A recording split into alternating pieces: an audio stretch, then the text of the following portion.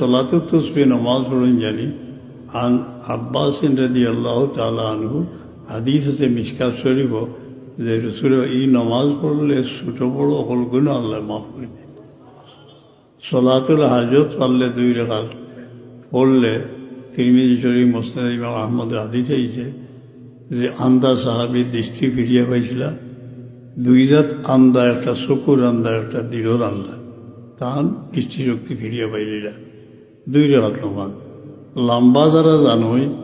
জাফর সাদিক রাদিয়াল্লাহু ফরমাইছেন এই যে আয়াত পড়া হয় সলাতুল হাজত সব হইল ইসমে আজম। ইসমে আজমের তারিফ কিতা যে নাম দিয়া ডাকলেও আল্লাহ তালা শুনিলেন। এটা লম্বা যারা জানোই না হিকনকে হিকন জানি সুরে ফাতিহা বাদে 100 বার লা ইলাহা ইল্লা আনতা রব্বি আন্নি মাসানি ও ফাবিদ আমরি এটা আমল করিলে জুম্মা যায় বহুত বালা। এখন আমরা বুখারী শরীফ সূরা ফাতিহা একলগে পড়িলাই দিলের সদমা দিল আনি আল্লাহ আমার শিফায় নাই